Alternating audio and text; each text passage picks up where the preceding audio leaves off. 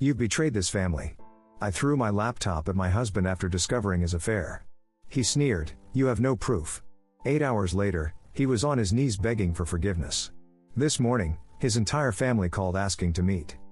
"Do you really think you can just move your parents into our house without even asking me, Christopher?" My voice trembled, feeling like fire was burning in my chest.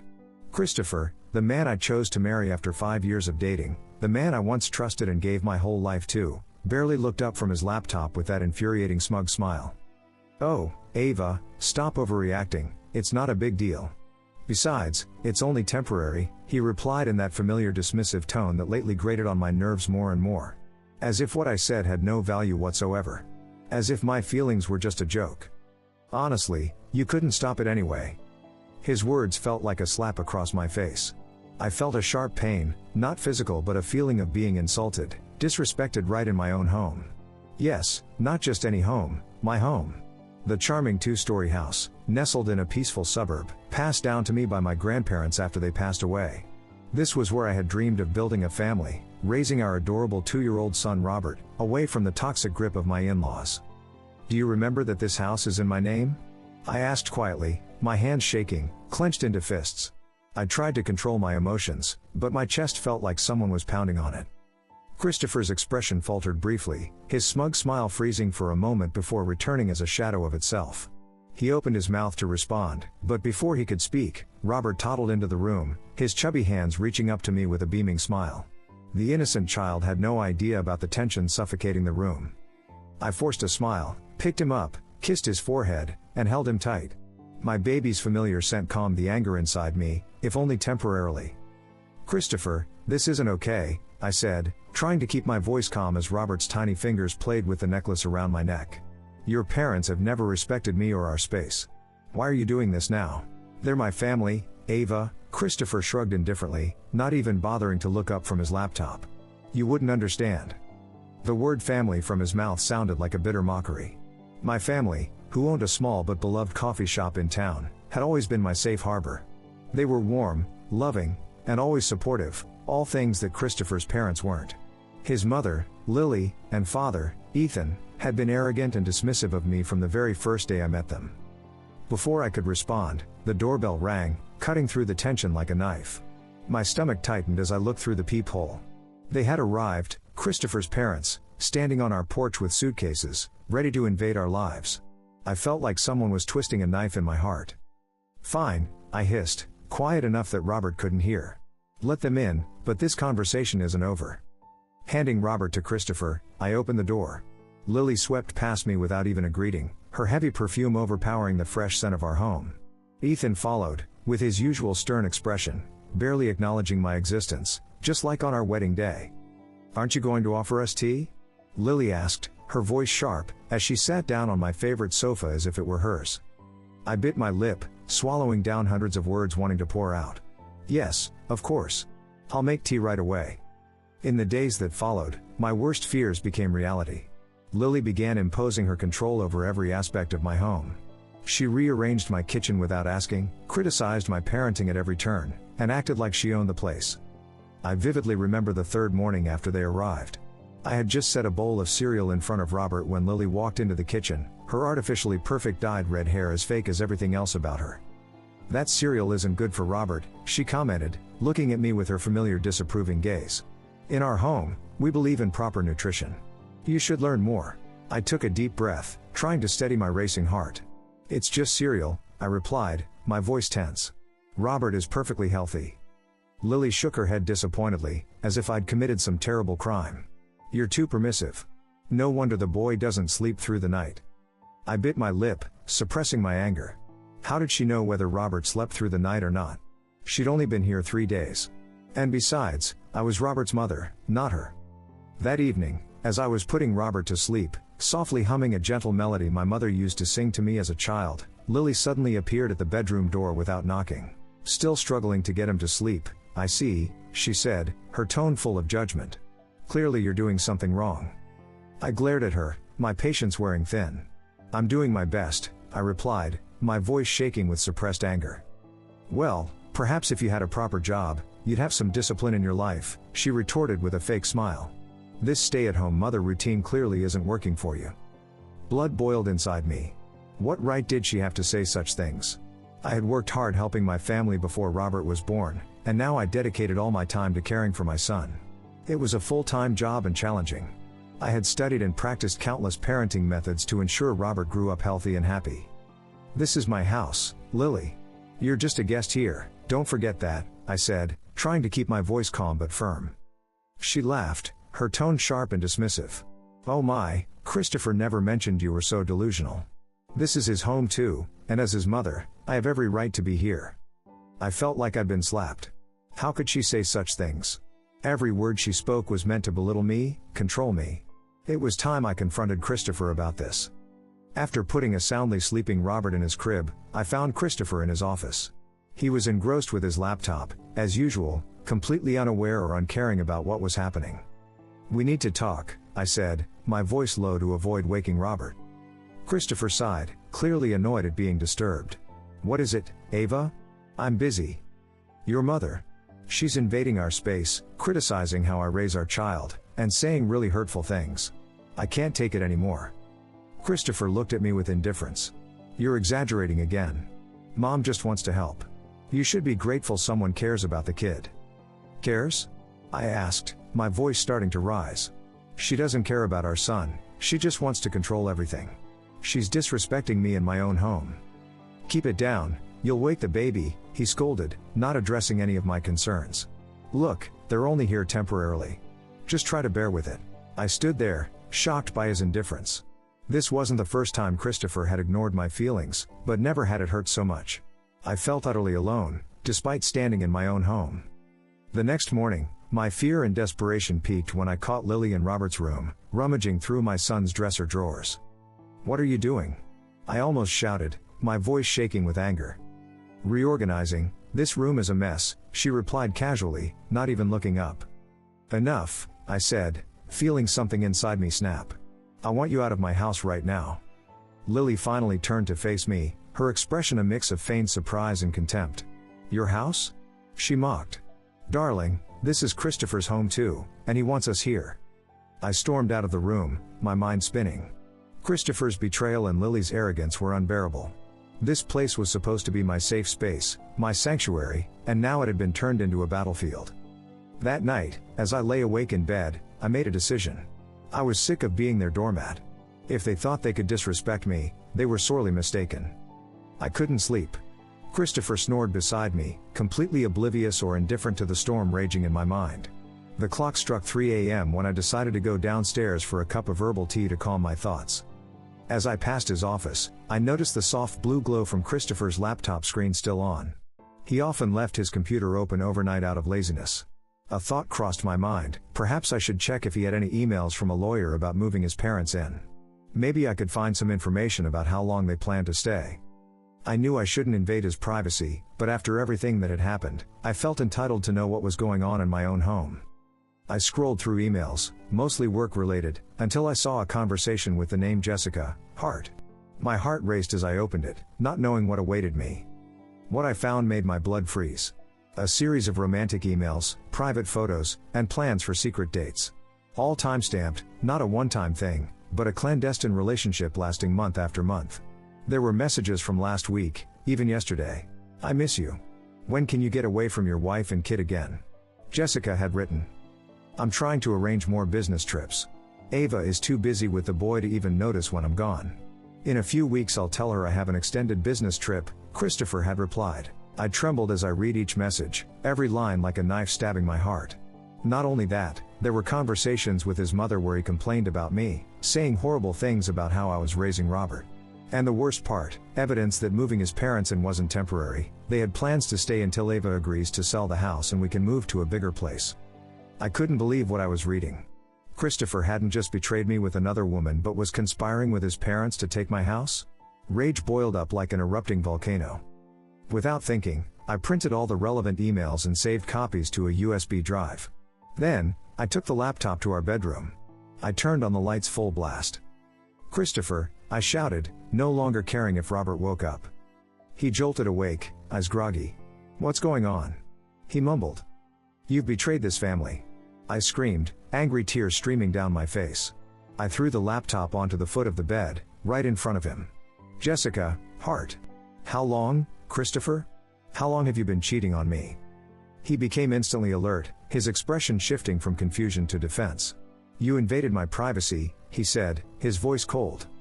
Is that all you can say? I couldn't believe it. You're having an affair, conspiring with your parents to take my house, and you're worried about your privacy? Christopher picked up the laptop, closed it, and stood up, his face rigid. You don't have any proof. Don't blow things out of proportion, Ava. No proof? I laughed bitterly. I printed everything, Christopher. I have all your messages with her and with your mother. His expression transformed, from confidence to panic.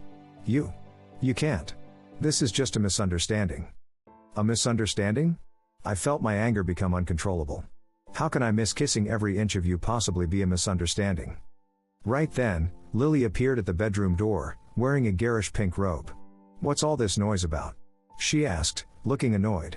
Ask your son, I said, throwing the stack of printed papers toward her. Ask him about Jessica and about the plan to take my house. Lily's face paled as she scanned through the papers. Christopher. What is this? Just then, Robert's cries echoed from the next room. I rushed to my son, took him in my arms, and tried to soothe him. Mommy's sorry, sweetheart, I whispered, wiping my own tears. I didn't mean to scare you. Everything will be all right. I heard arguing from the bedroom, Lily and Christopher shouting at each other. I held Robert tight, gently rocking and singing softly into his ear until he fell back asleep. As I laid him in his crib, I had made my decision. I couldn't stay here anymore, not tonight. I quickly packed some essentials for Robert and myself into a bag, grabbing important documents and the USB drive. As I carried Robert to the car, Christopher intercepted me. What are you doing? He asked, his voice tense. I can't stay here tonight, I replied, my voice cold. I'm going to my brother's. Don't contact me except through a lawyer. A lawyer? You're being crazy, Ava. This is just a misunderstanding. I looked him straight in the eyes, no longer feeling afraid. Only contempt and determination. You'll hear from my lawyer in the morning. And by the way, tell your parents they have 48 hours to leave my house, or I'll call the police for trespassing. I didn't wait for his response. I placed Robert in his car seat, got in the car, and drove away, leaving Christopher standing on the porch, mouth agape in surprise. I drove to my brother Joseph's house with a heavy heart but feeling a strange relief. At last, the truth was out, and I no longer had to live in a lie. Joseph opened the door as soon as I called, despite it being nearly 4 a.m. His face was full of concern when he saw me with sleeping Robert in my arms and my eyes swollen from crying. Ava, what happened? He asked, his voice low to avoid waking Robert. Everything's fallen apart, Joseph, I whispered, tears starting to fall again. Christopher. He's been cheating. Joseph's eyes widened in shock, but he quickly composed himself, helping me place Robert on a spare bed in the living room. He made me a hot cup of tea while I recounted the whole story, from Christopher unilaterally moving his parents in, to Lily's controlling and insulting behavior, and finally the shocking discovery of Christopher's affair. I don't know what to do, Joseph, I said, my hands trembling as they held the teacup. My marriage is over, but what about Robert? And the house? And Mom and Dad's coffee shop? Joseph squeezed my hand tightly. You're not alone in this, Ava. You have your family beside you. First thing tomorrow, we'll call Frank. Frank was an old family friend and an excellent divorce attorney. They're trying to take my house, I said, my voice breaking. Grandma and Grandpa's house. The only legacy I have. Nobody's going to take it, Joseph said firmly. The house is in your name, and we have evidence of Christopher's affair. You won't lose anything, Ava. I promise. For the first time since discovering the truth, I felt a glimmer of hope. Maybe I could get through this. Maybe I could protect Robert and myself from Christopher's betrayal and lies. The next morning, as expected, my phone rang constantly with calls and messages from Christopher. I didn't answer any calls. Instead, I called Frank and arranged an emergency meeting. Ava, I need to see you, Christopher texted. We need to talk. This is just a misunderstanding. Babe, I'm sorry. I was wrong. Please come home, we can work this out. I love you and Robert. Don't destroy our family over one stupid mistake. Each message made me more determined. This wasn't a stupid mistake, it was a prolonged betrayal, a calculated conspiracy. I gave all the messages and emails to Frank, who listened to my story with a serious expression. Can she get custody of Robert? I asked. That was my biggest fear. Frank shook his head. With this evidence and the fact that the boy is so young, the court will favor you on custody. Christopher may have visitation rights, but primary custody will be yours. What about the house? The house was inherited specifically from your grandparents, right? And it's only in your name? When I nodded, Frank smiled. Then Christopher can't touch it. That's your separate property, not marital property. I felt slightly relieved, but still worried. He won't give up easily. Don't worry, Frank said. With this evidence, we're in a very strong position. I'll send him a legal letter today, demanding that he and his parents leave your house. If they don't comply, we'll get a court order. When I left Frank's office, I felt like a huge burden had been lifted from my shoulders. I was still hurt, still angry, but now I had a plan, a way forward. Exactly 8 hours after I left the house, Christopher appeared at Joseph's door, looking haggard and desperate. I watched him through the doorbell camera and decided not to open the door. Ava, are you in there? He called loudly. I know you can hear me. Please, let me explain. I was wrong, and I'm sorry. Those messages. You misunderstood. Jessica is just a colleague, nothing happened. I laughed bitterly. After all the clear evidence, he could still lie to my face. I called my lawyer, he continued. And he said you can't just kick me and my parents out of the house. It's my home too. Tell him about the legal letter he'll be receiving, Frank, who was sitting with me in the living room, whispered. I pressed the reply button on the doorbell camera app.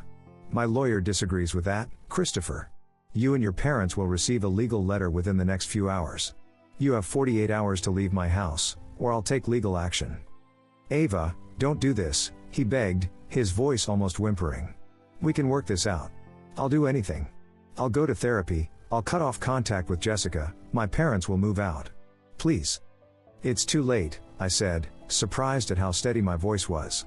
You had your chance, Christopher. You chose Jessica and your parents over me and Robert. Now you have to live with that choice. I disconnected, not bothering to listen to any more of his pleas. Joseph patted my shoulder, proud. You're brave, Ava, he said. This isn't easy, but you're doing the right thing. I nodded, holding back tears. This wasn't the ending I had ever dreamed of for my marriage, but I had to be strong for Robert. My son deserved a confident and self-respecting mother, not a woman who let others walk all over her. 2 days later, with the help of Joseph and a few close friends, I returned to my home. I had steeled myself for a confrontation, but surprisingly, the house was empty. Christopher and his parents had gone. On the kitchen table was a letter from Christopher. Dear Ava, I've moved out as you requested. My parents have too. I know I've made an unforgivable mistake, and I'll have to live with that regret for the rest of my life. I only hope that you can find it in your heart to forgive me someday. I will comply with all your requests regarding custody of Robert and division of assets. I only ask to continue being a part of my son's life. With all my love, Christopher. I crumpled the letter and threw it in the trash. This was just another one of his tricks. I knew Christopher, he never gave up that easily, especially when it came to money and property. Sure enough, the very next day, I received a call from Frank. Christopher has hired a lawyer, and they're contesting ownership of the house, he said. They argue that even though the house is in your name, since it was the primary residence for both of you throughout the marriage, Christopher has rights to it as well. I sighed. I knew he wouldn't give up easily. Don't worry, Frank reassured me. We have enough evidence of his affair. Most judges won't side with him in this case. The following weeks were an intense legal battle. Christopher and his lawyer brought up every possible argument to claim rights to the house and joint custody. But with solid evidence of the affair, along with testimonies from several relatives and friends about how Lily and Ethan had treated me, our side was gradually gaining the upper hand. The surprise came when Jessica, Christopher's lover, contacted Frank and offered to testify against Christopher. He told her he was separated from you, Frank recounted after meeting with Jessica. When she discovered the truth, Christopher blamed her and cut off contact. Now she wants revenge. I didn't feel happy about this news. Jessica was also a victim of Christopher's lies, just like me. His betrayal had hurt many people. The final court day arrived. I wore a simple black suit, my hair neatly tied back, and walked into the courtroom with my head held high. Christopher sat at the opposite table, his face tense. His parents sat behind him, Lily with her familiar bitter expression, and Ethan with his cold stare. As the judge entered the room, my heart pounded. This was the moment that would decide my and my son's future. The hearing went faster than I thought. With evidence of the affair, Jessica's testimony, and documents proving the house was my separate property, the judge ruled in my favor on all counts: primary custody of Robert, full ownership of the house, and Christopher had to pay child support. As I left the courtroom, I felt like a huge burden had been lifted. I was free from deceit, free from control, free to build a new life for me and my son. The following months weren't easy. Despite winning in court, I still had to face the pain of betrayal and the end of my marriage. There were nights I lay awake, wondering what I had done wrong, if I could have done anything differently to save things. But then, I remembered the messages, the lies, and how Christopher had been willing to sacrifice my happiness for his selfish desires. Robert was my greatest motivation. Each smile, each laugh from my son was a reminder that I had made the right decision. He deserved to grow up in a home full of love and respect, not in a toxic and deceitful environment. I decided to go back to work at my family's coffee shop. Initially, it was just part-time so I could still spend most of my time with Robert, but gradually, I began to take on more responsibilities. I discovered I had a knack for business management and had many ideas to expand the coffee shop. "You should take over completely," Joseph said one evening, as we sat in the shop after closing hours. "Mom and Dad are thinking about retiring, and none of us understand this place better than you." The idea scared me a little but also excited me. This could be an opportunity for me to truly build something of my own, to prove to myself and to the world that I could succeed without Christopher.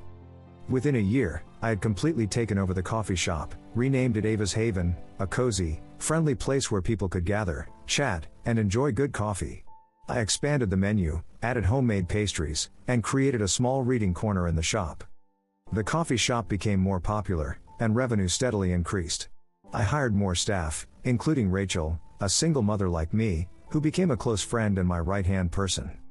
"You've built something really special here," Rachel told me one afternoon, as we looked out at the bustling cafe. "You should be proud of yourself." And I truly was proud. Not just of the coffee shop, but of everything I had overcome, of the strong woman I had become. Christopher remained a part of our lives, albeit a very small one. He had visitation rights on alternate weekends, and occasionally I still had to communicate with him regarding matters related to our son. But our relationship was now strictly business, no emotions, no intimacy. I heard that Jessica had left the company and moved to another city after the incident. Christopher didn't seem to have any new relationships, at least none public.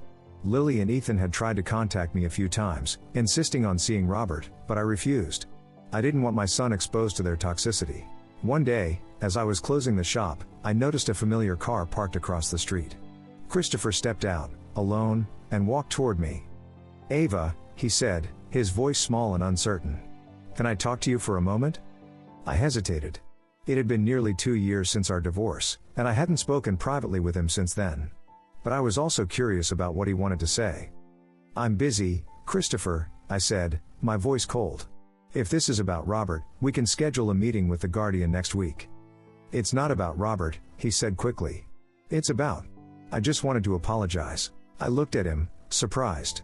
Christopher had never really apologized for what happened. He had blamed Jessica, the circumstances, even me, but had never truly taken responsibility. "I've been in therapy," he continued, uncomfortable under my gaze. "And I've realized how terribly I treated you. Not just with Jessica, but with everything, the way I never listened to you, the way I put my mother above my wife, the way I..." "Why now?" I interrupted. "Why after 2 years do you decide to say this?" Christopher looked down, ashamed. "It took me a long time to realize. I lost my job 6 months ago, the company went bankrupt after a financial scandal. I went through a rough time, and I started looking back at my life, the choices I'd made. I realized I had lost what truly mattered, you and Robert, because of my selfishness and stupidity." There was a time when these words might have melted my heart. But now, I just felt a strange calmness. "I forgive you, Christopher," I said, surprised to find I really meant it. "Not for you, but for me. I don't want to carry resentment anymore." He looked up, surprise mixed with hope. "Thank you, Ava. That means a lot to me. But we're not getting back together, if that's what you're hoping," I added, my voice firm. "I've moved on. I have a new life, and I'm happy, truly happy." His face fell slightly, but he nodded. "I understand.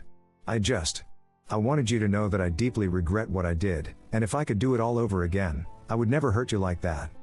"Thank you for saying that," I said, genuinely appreciating this honest apology. I hope you find peace, Christopher.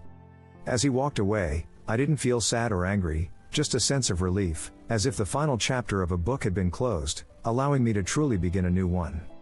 The next morning, I woke up to my phone ringing. An unfamiliar string of numbers appeared on the screen. I hesitated before answering. Hello? Ava?